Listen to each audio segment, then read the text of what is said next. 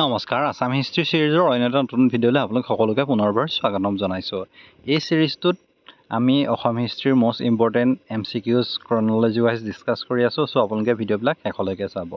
আৰু আজিৰ টপিকটো হৈছে পাইক আৰু পছা, অৰ্থাৎ পাইক আৰু পছা ছিষ্টেমৰ কথা। যদি আপোনালোকে যি আসাম হিষ্ট্ৰী পঢ়িছে তেন্তে পাইক প্ৰথা আৰু পছা প্ৰথাৰ প্ৰায় কুৱেশ্যন অহা দেখা যায়। চ' এই যি পাইক আৰু পছা প্ৰথাটোনো কি হয়, এই ভিডিঅ'টোতে মই আপোনালোকক ফুল্লি ডিছকাছ কৰিম, প্লাছ তাৰ মষ্ট ইম্পৰ্টেণ্ট কুৱেশ্যন যিখিনি আপোনালোকক previously ADRE, Assam police, Assam TET, APSCত আহি গৈছে, যিখিনি আগন্তক আহিবলগীয়া যি 2 লাখ চাকৰিৰ ভিতৰত অহা চান্স আছে। চ' আপোনালোকে ভিডিঅ'টো শেষলৈকে চাব। এতিয়া আমি যি পছা আৰু পাইক ছিষ্টেম তাৰ বিষয়ে ডিছকাছ কৰিম। এতিয়া যদি আমি প্ৰথম যদি চাওঁ যি পছা ছিষ্টেমৰ কথা কৈছোঁ, পছা ছিষ্টেমৰ কথা কোৱাৰ আগতে পাইক ব্যৱস্থাটোৰ কথা কৈছোঁ। পাইক কি আছিলে?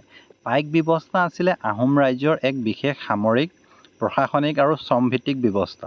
প্ৰতিজন সক্ষম প্ৰাপ্তবয়স্ক পুৰুষে ৰাজ্যৰ সেৱা কৰাটো বাধ্যতামূলক আছিল, আৰু এই ব্যৱস্থাই আহোম ৰাজ্যৰ প্ৰশাসন, কৃষি আৰু সামৰিক শক্তি ভেটি গঢ়ি তুলিছিল। অৰ্থাৎ যি আহোমৰ যি কালছোৱাত আহোম ৰাজ্যত এক বিশেষ সামৰিক, প্ৰশাসনিক আৰু শ্ৰমভিত্তিক ব্যৱস্থা আছিলে, যিখিনি প্ৰতিজন প্ৰাপ্তবয়স্ক অৰ্থাৎ যিখিনি ইয়ং, বৰ্তমান যি আপোনালোক যিটো অৱস্থাৰ হয়, তেওঁলোকে দেশৰ হকে যি কাম আগবঢ়াটো বাধ্যতামূলক আছিলে, আৰু তাৰ ভিত্তিতে যি পাইক ব্যৱস্থাটো আৰম্ভ হৈছিলে। আৰু এই পাইক ব্যৱস্থাৰ কথা যদি চাওঁ তেন্তে 15 পৰা 50 বছৰৰ বয়সৰ সক্ষম পুৰুষসকলক পাইক বোলা হৈছিল। পাইকসকলক 4জনীয়া গোটত ভাগ কৰা হৈছিল, 4জনকৈ পাইক হিচাপে ভাগ কৰা হৈছিল। গোটৰ এজনে পালে ৰজাৰ কাম কৰিছিল, আৰু বাকীসকলে তেওঁ কৃষি কাৰ্য চাইছিল। এই যি 4জনীয়া এবছৰ যিহেতু 12 মাহ থাকে, চ' 12 মাহত 4জনীয়া তিনি মাহকৈ তেওঁলোকে কাম কৰিছিলে, আৰু বাকীসকলে তেওঁ কৃষি কাৰ্য চাইছিলে।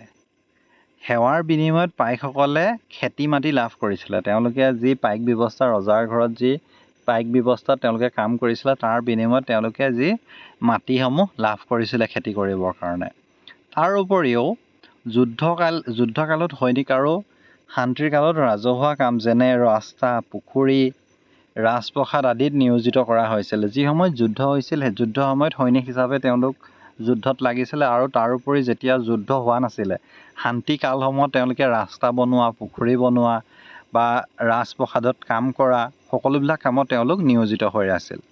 মোমাই তামুলী বৰবৰুৱাই 1609 চনত এই ব্যৱস্থাক সুসংগঠিত ৰূপ দিয়ে, যদিও ইয়াৰ আৰম্ভণি আগতেই হৈছিলে। চ' এইটো কথা মনত ৰাখিব।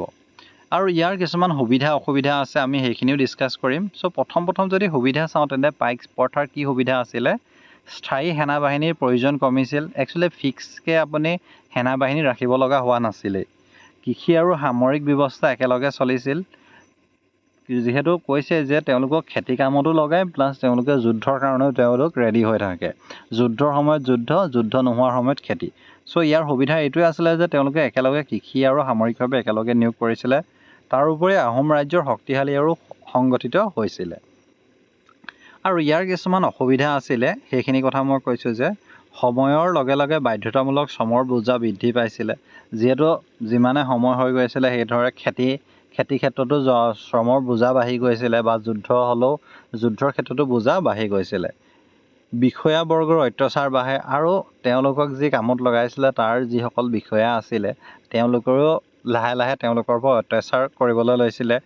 মোৱামৰীয়া বিদ্ৰোহৰ অন্যতম কাৰক হিচাপে পাইক ব্যৱস্থাক দুৰ্ব্যৱহাৰৰ ধৰা হয়। মানে যি মোৱামৰীয়া বিদ্ৰোহ যি হৈছিলে, তাৰ অন্যতম কাৰণো এই পাইক ব্যৱস্থাই বুলি কোৱা হৈছিলে। যিহেতু পাইক ব্যৱস্থাৰ সময়ত তেওঁলোকক অলপ দুৰ্বল বুলি ভবা বা তেওঁলোকক অলপ হাৰাশাস্তি কৰা হৈছিলে, তাৰ পাছৰ পৰাই মোৱামৰীয়া বিদ্ৰোহ হিচাপে আহিছিলে।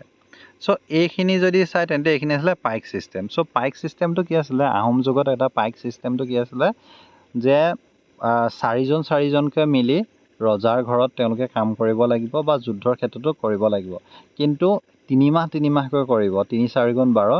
তাৰে এজনে কৰাৰ পাছত বাকীকেইজনে তেওঁ খেতি বাৰীখিনি চাব, তাৰপাছত দ্বিতীয়জন যাব, দ্বিতীয়জনে 3 মাহ কৰিব, তাৰ 3 নম্বৰজনে 3 মাহ কৰিব আৰু 4 নম্বৰজনে 3 মাহ কৰিব। বাকী যিজনে কাম ৰজাৰ ঘৰত কৰিব তেওঁ চোৱা চিতা কৰিব বাকী 3জনে। আৰু সেইদৰে পাইক প্ৰথা চলিছিলে আৰু তাৰ বিনিময়ত তেওঁলোকক ৰজাৰ ফালৰ পৰা খেতি কৰিবলৈ মাটি প্ৰদান কৰা হৈছিলে। এইটোৱে আছিলে পাইক ব্যৱস্থা। চ' পাইক ব্যৱস্থাটো আপোনালোকক কনফিউজিং লাগে। চ' পাইক ব্যৱস্থাটো মোমাই তামুলী বৰবৰাই পৰিচালনা কৰিছিলে। চ' আমি পিছত কেইটামান ইম্পৰ্টেণ্ট কুৱেশ্যন ডিছকাছ কৰিম। টোটেলি আপোনালোকৰ পাইক ছিষ্টেম আৰু পচা ছিষ্টেমৰ ওপৰত কনচেপ্ট ক্লিয়াৰ হৈ যাব। এতিয়া যদি চাওঁ তেন্তে পচা ছিষ্টেম। পচা ছিষ্টেমটো কি আছিলে? পচা ব্যৱস্থা আছিল আহোম ৰাজ্যৰ সীমান্ত নীতি। চ' কি আছিলে? যি সীমান্ত নীতি এটা আছিলে এইটো। ইয়াৰ অধীনত পাহাৰীয়া জনজাতি মুখিয়ালসকলক ধন, পশু, সামগ্ৰী আদি অনুদান দিয়া হৈছিল যাতে তেওঁলোকে সীমান্ত শান্তি বজাই ৰাখে আৰু আহোম ৰাজ্যক সহায় কৰে। এই ব্যৱস্থা বিশেষকৈ ৰজা প্ৰতাপ সিংহৰ সময়ত সুসংগঠিত হৈছিল। চ' পচা ছিষ্টেমটো যদি চাই এটা সীমান্ত নীতি হয়। ইয়াৰ অধীনত যি পাহাৰীয়া জনজাতি আৰু মুখিয়ালসকল আছিলে, যে অসমৰ কাষতে এফালে অৰুণাচল হওক বা নাগালেণ্ড হওক যিখিনি পাহাৰীয়া জেগাখিনি আছিলে, তেওঁলোকৰ মুখিয়ালসকলক ধান, পশু, সামগ্ৰী আদি অনুদান দিয়া হৈছিলে যাতে তেওঁলোকে যি বৰ্ডাৰ এৰিয়াটোত তেওঁলোকে শান্তিটো বজাই ৰাখে বা তেওঁলোকে যুদ্ধ কৰিবলৈ আগবাঢ়ি নাহে বা কোনোবাই যুদ্ধ কৰিবলৈ আহিলে তেওঁলোকে জনাই দিয়ে। সেইটো হৈছে পচা ছিষ্টেম আছিলে। বিশেষকৈ এই ব্যৱস্থাটো ৰজা প্ৰতাপ সিংহৰ দিনতে সুসংগঠিত হৈছিলে। চ' পাইক ছিষ্টেমো এটা আছে, পচা ছিষ্টেমো এটা আছে। চ' মেইনলি প্ৰথম যদি চাই পচা ছিষ্টেম কি আছিলে বুলি ক'লে প্ৰায় আহে আহোম ৰাজ্যৰ সীমান্ত নীতি আছিলে। চ' এইটো কথা মনত ৰাখিব। ফ্ৰণ্টিয়াৰ পলিচি বুলি কয় ইয়াক মেইনলি। এতিয়া মেইন কথা হ'ল ইয়াৰ যি বৈশিষ্ট্যখিনি কি আছিলে। বৈশিষ্ট্যখিনিৰ কথা যদি চাবলৈ যাওঁ তেন্তে পাহাৰীয়া জনজাতিৰ মুখিয়ালসকলক অনুদান প্ৰদান কৰা হৈছিলে। সীমান্ত এলেকাত শান্তি আৰু সুৰক্ষা বজাই ৰখা হৈছিলে। প্ৰয়োজনীয় জনজাতিসকলে আহোম সেনাক সামৰিক সহায় আগবঢ়াইছিলে, যিহেতু যুদ্ধৰ সময়ত তেওঁলোককো সহায় আগবঢ়াইছিলে আহোম ৰাজ্যক। আৰু নেক্সট যদি চাই ৰাজ্য আৰু জনজাতিৰ মাজত সুসম্পৰ্ক গঢ়ি উঠিছিল। আৰু একচুৱেলি কি হয়, পচা ছিষ্টেমটো হোৱাৰ পৰা ৰাজ্যৰ প্ৰজাসকলৰ লগতে ৰজাসকলৰ কাৰণেও ভাল হৈছিলে, যিহেতু তেওঁলোকে বেলেগ ৰাজ্যৰ লগত যুদ্ধ হোৱা আশা কম আছিলে বা যুদ্ধ আৰম্ভ হ'লেও তেওঁলোকক জনাই দিছিলে। দাঁতি কাষৰীয়া কেইখনে তেওঁলোকৰ লগত বিদ্ৰোহ কৰা নাছিলে, যিহেতু তেওঁলোক পচা ছিষ্টেমৰ লগত জড়িত আছিলে। ইয়াত যদি চাওঁ তেন্তে ইয়াত সুবিধা কি আছিলে সেইটো সুধিছে। সুবিধা আছিলে সীমান্তত সংঘাত কমিছিলে, অৰ্থাৎ ওচৰ চুবুৰীয়াৰ লগত কাজিয়া হোৱা নাছিলে। আহোম ৰাজ্যৰ প্ৰভাৱ বৃদ্ধি পাইছিলে। আহোম ৰাজ্য ধৰি লওক নেক্সট সীমান্তৰ কাৰোবাৰ লগত যদি তেওঁ পচা ছিষ্টেমৰ লগত জড়িত হয় তাতো আহোম ৰাজ্যৰ প্ৰভাৱ পৰিছিলে। সেইদৰে আহোম ৰাজ্যৰ প্ৰভাৱ বৃদ্ধি পাইছিলে। তাৰোপৰি পাহাৰীয়া জনগোষ্ঠীৰ সৈতে বন্ধুত্বপূৰ্ণ সম্পৰ্ক স্থাপন কৰিছিল। আৰু যি দাঁতি কাষৰীয়া পাহাৰীয়া মুখিয়ালসকল আছিলে তেওঁলোকৰ লগত আহোম ৰাজ্যৰ যি বন্ধুত্বপূৰ্ণ সম্পৰ্ক স্থাপন হৈছিলে। এতিয়া ইয়াত আমি পাইক আৰু পচা ব্যৱস্থাৰ কিছুমান পাৰ্থক্য ডিছকাছ কৰিম। চ' প্ৰথম যদি চাওঁ পাইক ব্যৱস্থাটো হৈছে শ্ৰম আৰু সামৰিক সেৱাৰ ব্যৱস্থা আছিলে। কিন্তু যি পচা ব্যৱস্থাটো আছিলে সীমান্ত শান্তি আৰু যি সীমান্ত নীতিৰ ক্ষেত্ৰত পচা ছিষ্টেম আছিলে। নেক্সট যদি চাই আহোম প্ৰজাসকলৰ ওপৰত প্ৰযোজ্য আছিলে পাইক ব্যৱস্থাটো। কিন্তু পচা ছিষ্টেমটো কাৰ লগত প্ৰযোজ্য আছিলে? পাহাৰীয়া জনজাতীয় মুখিয়ালসকলৰ সৈতেহে সম্পৰ্কিত আছিলে পচা ব্যৱস্থাটো। নেক্সট যদি চাই পাইক ছিষ্টেমটো সেৱাৰ বিনিময়ত মাটি দিয়া হৈছিল, কিন্তু পচা ছিষ্টেমত তেওঁলোকক অনুদান হিচাপে দিয়া হৈছিল যাতে তেওঁলোকে সহায় কৰে। নেক্সট যদি চাই পাইক ছিষ্টেমটো প্ৰশাসন, কৃষি আৰু সেনাবাহিনীৰ ভেটি আছিলে। কিন্তু যিটো পচা ছিষ্টেম সেইটো হৈছে সীমান্ত সুৰক্ষা আৰু কূটনৈতিক সম্পৰ্কৰ কাৰণে আছিলে। চ' এইকেইটা হৈছে মেইন ইম্পৰ্টেণ্ট হয়। চ' পাইক ছিষ্টেম কি আছিলে, পচা ছিষ্টেম কি আছিলে আপোনালোকে ইতিমধ্যে গম পালে। এতিয়া যদি চাওঁ তেন্তে ইয়াত আপোনালোকে পৰীক্ষাত মনত ৰাখিবলগীয়া কথাখিনি কি হয়, পাইক ব্যৱস্থাটো কোনে সুসংগঠিত কৰিছিলে সেয়া হৈছে মোমাই তামুলী বৰবৰাই প্ৰায় 1609 খ্ৰীষ্টাব্দমানত কৰিছিলে। নেক্সট আহিলে পচা ব্যৱস্থাটো জনপ্ৰিয় কোনে কৰিছিলে? ৰজা প্ৰতাপ সিংহই। চ' এই দুটা মেইন পইণ্ট। চ' আশা কৰিছোঁ আপোনালোকে যি পাইক আৰু পচা ছিষ্টেমৰ যদি কুৱেশ্যন আহে তেন্তে আপোনালোকে পাৰিব। আৰু এতিয়া আহিলোঁ আমি মেইন ইম্পৰ্টেণ্ট MCQs কেইটামান, যিকেইটা আপোনালোকক যি আগন্তুক এক্সামত হেল্পফুল কৰিব। এনেকুৱা ধৰণৰ কুৱেশ্যনেই প্ৰায় অহা দেখা যায়। চ' আপোনালোকে যদি আমাৰ টেলিগ্ৰাম চেনেল বা নতুবা হোৱাটছএপ চেনেল জইন কৰে, ডেছক্ৰিপশ্যনত লিংক দি দিম, তাৰ পৰা জইন হৈ ল'ব পাৰিব, য'ত আপোনালোকে ইম্পৰ্টেণ্ট PDF বিলাক পাব। আৰু বলক তেন্তে দেৰি নকৰি ভিডিঅ'টো আৰম্ভ কৰোঁ যি MCQ কেইটা। আৰু আজিৰ MCQ হৈছে আহোম ৰাজ্যৰ পাইক ব্যৱস্থা মূলতঃ কি আছিলে? What is the paik system of Ahom kingdom? What was আৰু অপশ্যনকেইটা আছে ৰিলিজিয়াছ ছিষ্টেম আছিলে, military administrative and labour system, option C trade system আৰু option D tax collection system. So' ইয়াত যদি চাওঁ যি চাৰিটা ব্যৱস্থাৰ ভিতৰত পাইকটোৰ কথা আমি ডিছকাছ কৰিছিলোঁ ইতিমধ্যে, তেওঁলোকে সেনা বাহিনী নতুবা কৃষি কাৰ্যত বা চৰকাৰী কাৰ্যত নিয়োজিত কৰিবৰ কাৰণে তেওঁলোকে লৈছিলে। চ' অপশ্যন ইয়াত কি হয়? B, military administrative and labour ছিষ্টেমৰ কাৰণে তেওঁলোকক লৈছিলে কাম কাজৰ কাৰণে। নেক্সট কুৱেশ্যন আহিলে, পাইক ব্যৱস্থাক সুসংগঠিত ৰূপ কোনে দিছিলে? Who organise the paik system in a systematic way? Sukapha, চুহুংমুং, মোমাই তামুলী বৰবৰুৱা নে গদাধৰ সিংহ? এই চাৰিজনৰ ভিতৰত কোনজনে যি পাইক ব্যৱস্থাক সুসংগঠিত ৰূপ দিছিলে? আৰু ইয়াত যদি চাওঁ তেন্তে ইয়াৰ যি কাৰেক্ট এনচাৰ সেইটো হৈছে অপশ্যন চি, মোমাই তামুলী বৰবৰুৱা। মোমাই তামুলী বৰবৰুৱাই যি পাইক ছিষ্টেমটোক এটা সুসংগঠিত ৰূপ দিছিলে। পূৰ্বৰ পৰা চলি আহিছিলে যদিও তেওঁ যি পাইক ছিষ্টেমটোক এটা সুসংগঠিত ৰূপ প্ৰদান কৰিছিলে।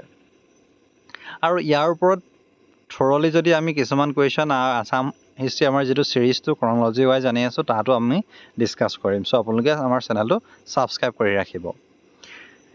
তৃতীয়তে যদি চাওঁ, পাইকসকলে সাধাৰণতে কিমানজনীয়া গোটত ভাগ কৰিছিল? How many member were there in a paik গোট? যি পাইক ব্যৱস্থা আছিলে, পাইক ব্যৱস্থাত তেওঁলোকৰ এটা গোটত ভাগ কৰি দিছিলে আৰু এটা গোটত কিমানজনকৈ আছিলে? অপশ্যন এ 2জন, অপশ্যন বি 3জন, অপশ্যন চি 4জন আৰু অপশ্যন ডি 5জন। আৰু ইয়াত যদি চাওঁ তেন্তে অপশ্যন চি 4জনকৈ আছিলে। এটা গোটত কিমানজন আছিলে? পাইক ব্যৱস্থাত 4জনকৈ আছিলে।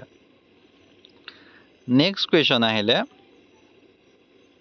পাইক ব্যৱস্থাৰ সেৱাৰ বিনিময়ত কি কি দিয়া হৈছিলে? যি পাইক ছিষ্টেম আছিলে, পাইক ছিষ্টেমত তেওঁলোকক ৰিটাৰ্ণ হিচাপে কি দিয়া হৈছিলে? Option A gold, option B land for cultivation, option C silver, option D salary. বৰ্তমান সময়ত যদি আমি চাওঁ, যিকোনো চাকৰি কৰিলে লাগিলে সেয়া প্ৰাইভেটেই হওক বা গভৰ্ণমেণ্টেই হওক, তাৰ বিনিময়ত আমাক কি দিয়ে? চেলাৰী প্ৰদান কৰে। কিন্তু যিহেতু আহোম শাসনৰ কালচোৱাত বা ৰজাসকলৰ যি শাসনৰ কালচোৱাত সেই সময়ত চেলাৰীৰ কথা নাছিলে। চ' কিন্তু তাৰ বিনিময়ত তেওঁলোকক বেলেগ দিয়া হৈছিলে। কিন্তু কি দিয়া হৈছিলে সেইকেইটা ইয়াতে সুধিছে, যি পাইক ব্যৱস্থা আহোমৰ শাসন কালচোৱাত কি দিয়া হৈছিলে? আৰু ইয়াত যদি চাওঁ তেন্তে option B land for cultivation, খেতি কৰিবৰ কাৰণে সেইটো সময়ত মাটি প্ৰদান কৰা হৈছিলে। বৰ্তমান সময়ত কি হয়? লেণ্ড ৰেভিনিউ ছিষ্টেম আছে, সেইকাৰণে ধৰি লওক কি হয়, আমি খাজানা দিওঁ আৰু তাৰ বিনিময়ত আমি খেতি কৰিবলৈ পাওঁ। কিন্তু পূৰ্বতে কি আছিলে? তেওঁলোকে পাইক হিচাপে কাম কৰিব লাগিছিলে, তাৰ বিনিময়ত তেওঁলোকক খেতি কৰিবৰ কাৰণে মাটি প্ৰদান কৰিছিলে। নেক্সট কুৱেশ্যন আহিলে, পছা ব্যৱস্থাৰ মূল উদ্দেশ্য কি আছিলে? What is the main objective of the posa system? Option A tax collection, option B border peace and good relation with hill tribes, option C trade expansion আৰু অপশ্যন ডি ৰিলিজিয়াছ ৰিফৰ্ম। যি পছা ছিষ্টেমৰ মূল উদ্দেশ্য আছিলে কি সেইটো সুধিছে। আৰু আপোনালোকে যদি আমাৰ চেনেলটোত ভিডিঅ'বিলাক চাই ভাল পাইছে বা আপোনালোকক কিবা উপকৃত কৰিছে বুলি কৈছে তেন্তে ভিডিঅ'টো লাইক কৰিব আৰু ভিডিঅ'টো যিমান পাৰে শ্বেয়াৰ কৰিব, এটা কমেণ্ট কৰিবও নাপাহৰিব। আমাৰ ফেচবুক পেজ আছে মাধুৰ্য গগৈ বুলি, তাত গৈ আপোনালোকে চাব পাৰিব, লিংক দি থোৱা আছে, তাত গৈ আপোনালোকে চাব পাৰিব, নতুবা আমাৰ ক্লাছখিনিও জইন কৰি ল'ব পাৰিব। এতিয়া যদি চাওঁ তেন্তে পছা ব্যৱস্থাৰ মূল উদ্দেশ্য কি আছিলে সেইটো সুধিছে। আৰু ইয়াত যদি চাওঁ তেন্তে option B border peace and good relation with hill tribe. যিহেতু সীমান্ত চুক্তি বা সীমান্ত শান্তি আৰু যি হিল ট্ৰাইব কাষৰ যি পাহাৰীয়া সকলৰ লগত তেওঁলোকৰ ৰিলেশ্যনটো ভাল কৰি ৰখা আছিলে পছা ছিষ্টেমৰ মূল উদ্দেশ্য। নেক্সট কুৱেশ্যন আহিলে, পছা ব্যৱস্থা বিশেষভাৱে কোন আহোম ৰজাৰ সময়ত সুসংগঠিত হৈছিলে? During whose reign was the posa system strength? কাৰ শাসনকালত পছা ছিষ্টেমটো সুসংগঠিত হৈছিল? যিদৰে পাইক ছিষ্টেম মোমাই তামুলী বৰবৰুৱাৰ শাসনকালত সুসংগঠিত হৈছিল, সেইদৰে পছা ছিষ্টেমটো কাৰ শাসনকালত হৈছিল সেইটো সুধিছে। অপশ্যনকেইটা আছে option A Sukapha, option B Pratap Singha, option C Rudra Singha আৰু অপশ্যন ডি শিৱসিংহ। আৰু ইয়াত যদি আমি চাওঁ তেন্তে ইয়াৰ যে কাৰেক্ট এনচাৰ সেইটো হৈছে অপশ্যন বি। প্ৰতাপসিংহৰ দিনতে যি পছা ছিষ্টেমটো সুসংগঠিত ৰূপ লৈছিলে। এতিয়া আহিছোঁ আমি নেক্সট কুৱেশ্যন পচা ব্যৱস্থাত পাহাৰীয়া মুখীয়ালসকলক কি দিয়া হৈছে যি পচা ছিষ্টেম আছিলে what was provided to hill chiefs under the posa system option A weapons option B posa grant allowance option D gold coins আৰু অপশ্যন ডি হৰ্চেছ তেওঁলোকক যুদ্ধৰ কাৰণে সামগ্ৰী দিছিলে নে তেওঁলোকক গ্ৰাণ্ট দিছিলে বা এলাৱেঞ্চ দিছিলে বা কিবা সাহাৰ্য দিছিলে কিবা উপহাৰ দিছিলে নে গ'ল্ড কইন দিছিলে সোণৰ কইন নে ঘোঁৰা দিছিলে আৰু ইয়াত যদি চাওঁ তেন্তে অপশ্যন বিটো ইয়াৰ কাৰেক্ট এনচাৰ তেওঁলোকক কিছুমান গ্ৰাণ্টছ প্ৰদান কৰিছিলে তাৰ উপৰিও এলাৱেঞ্চেছ প্ৰদান কৰিছিলে যিহেতু তেওঁলোকে সীমান্তত থাকি পিনি আহোম ৰাজ্যখন চোৱা চিতা কৰা বুলিয়ে ক'ব লাগিব নেক্সট কুৱেশ্যন আহিলে তলৰ কোনটো পাইক ব্যৱস্থাৰ বৈশিষ্ট্য নহয় which of the following is a feature of Paik system তলৰ কোনটো ব্যৱস্থা পাইক ব্যৱস্থাৰ বৈশিষ্ট্য হয় সেইটো সুধিছে only tax collection option A compulsory state service by adult males C trade নে টেম্পৰী কনষ্ট্ৰাকশ্যন অনলি যি পাইক ছিষ্টেমটো কি আছিলে টেক্স কালেক্ট কৰিবৰ কাৰণে আছিলে নে কম্পালচৰি ষ্টেট ছাৰ্ভিচ বা এডাল্ট মেল যি প্ৰাপ্তবয়স্ক মানুহসকলে তেওঁলোকে ৰাজ্যৰ কাম কাজৰ কাৰণে লৈছিলে নে সাগৰীয় ব্যৱসায়ৰ কাৰণে লৈছিলে নে টেম্পল কনষ্ট্ৰাকশ্যনৰ কাৰণে অনলি লৈছিলে কিন্তু ইয়াত যদি চাওঁ তেন্তে অপশ্যন চাৰিটাৰ ভিতৰত যদি চাওঁ তেন্তে অপশ্যন বিটো ইয়াৰ কাৰেক্ট এনচাৰ কিন্তু অপশ্যন ডিটো আপোনালোকে দেখিব যে মন্দিৰ বনাবৰ কাৰণে যিহেতু লৈছিলে কিন্তু ইয়াত টেম্পল কনষ্ট্ৰাকশ্যন অনলি বুলি দিছে অনলি নহয় temple construction plus compulsory state service of সকলোবিলাক ইয়াতে সোমাই আছিলে পাইক ছিষ্টেমত টেক্স কালেকশ্যনৰ কাৰণেতো তেওঁলোকক ৰখা নাছিলে চ' নেক্সট কুৱেশ্যন আহিলে পাইক ব্যৱস্থাৰ দুৰ্ব্যৱহাৰে কোন বিদ্ৰোহৰ সৃষ্টি কৰিছিলে যি পাইক ছিষ্টেম আছিলে পাইক ছিষ্টেম প্ৰথম পৰ্যায়ত পাইক ছিষ্টেমটো ধুনীয়াকৈ চলি আছিলে কিন্তু পাইক ছিষ্টেমত যিসকলে তেওঁলোকে কাম কৰিছিলে তেওঁলোকে যিহেতু কাম কৰাৰ কাৰণে তেওঁলোকক ধৰি লওক তলৰ খাপৰ বুলি ভাবি তাৰ অলপ ওপৰৰ খাপৰ বাবে তেওঁলোকক অত্যাচাৰ কৰিবলৈ ধৰিলে আৰু তাৰ বিনিময়ত তেওঁলোকৰ মনত এটা বিদ্ৰোহৰ সৃষ্টি হৈছিলে আৰু সেইটোৱে পিছলৈ যি এটা বিদ্ৰোহ হৈছিলে সেই কোনটো বিদ্ৰোহত পৰিণত হৈছিলেগৈ সেইটো কথা কৈছে অপশ্যনকেইটা আছে চিপই ৰিভল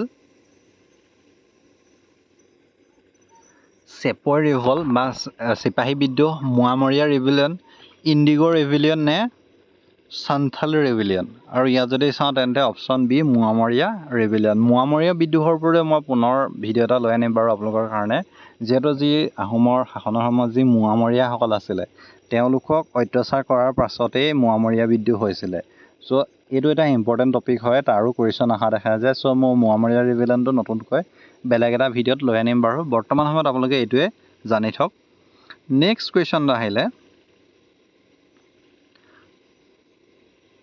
তলৰ কোনটো সঠিক মিল সেইটো সুধিছে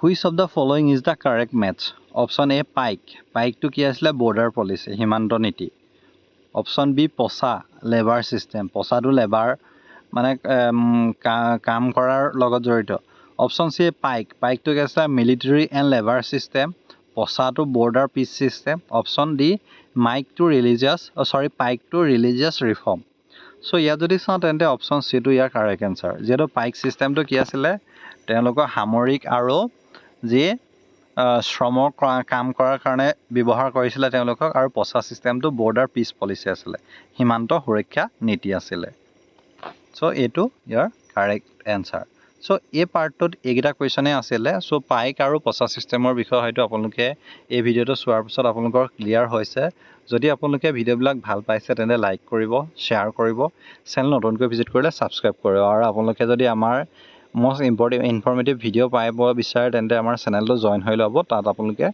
কিছুমান ইম্পৰ্টেণ্ট পাব আৰু আমাৰ লগত কথা পাতিবও পাৰিব ধন্যবাদ